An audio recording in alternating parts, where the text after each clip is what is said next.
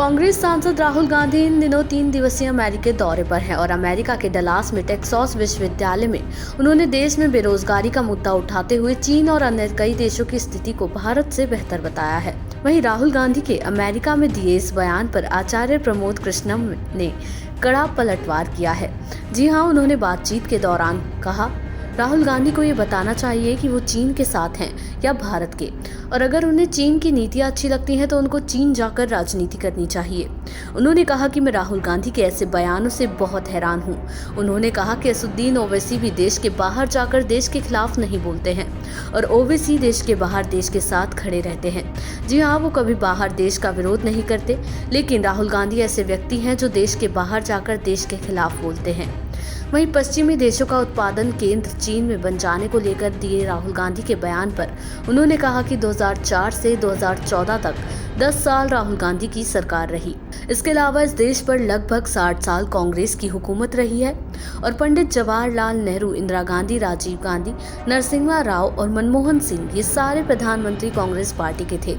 इसके बावजूद राहुल गांधी की समझ में ये आज आया है कि उनकी समझ में ये तब क्यों नहीं आया था जब प्रमोद कृष्णम ने कहा कि आज भी उनकी जिन राज्यों में सरकार है वहां उनको हर घर में नौकरी दे देनी चाहिए। वहीं तेलंगाना, कर्नाटक, हिमाचल प्रदेश में बेरोजगारी खत्म कर दें।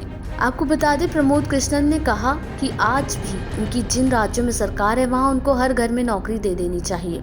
वहीं तेलंगाना, कर्नाटक, हिमाचल प्रदेश में बेरोजगारी खत्म करने राहुल गांधी के ऊपर एक कहावत फिट बैठती है कि हाथी के दांत खाने के कुछ और दिखाने के कुछ और हैं। आपको बता दें, लोकसभा में नेता प्रतिपक्ष और सीनियर कांग्रेस नेता राहुल गांधी 3 दिनों के अमेरिका दौरे पर हैं। अपने विजिट के दौरान राहुल गांधी मंगलवार को वाशिंगटन डीसी में स्थित जॉर्ज टाउन यूनिवर्सिटी पहुंचे। यहां उन्होंने छात्रों के साथ संवाद किया। राहुल ने भारतीय जनता पार्टी यानी बीजेपी और राष्ट्रीय स्वयंसेवक संघ RSS पर निशाना भी साधा।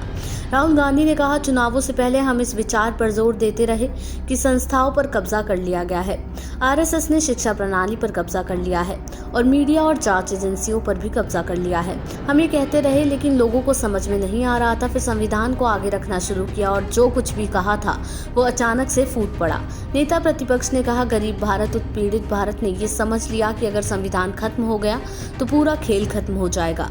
गरीबों ने गहराई से समझ लिया कि जाति जनगणना का मुद्दा भी बड़ा हो गया है। ये चीजें अचानक एक साथ आने लगी। मुझे नहीं लगता कि निष्पक्ष चुनाव में भाजपा 246 के करीब थी।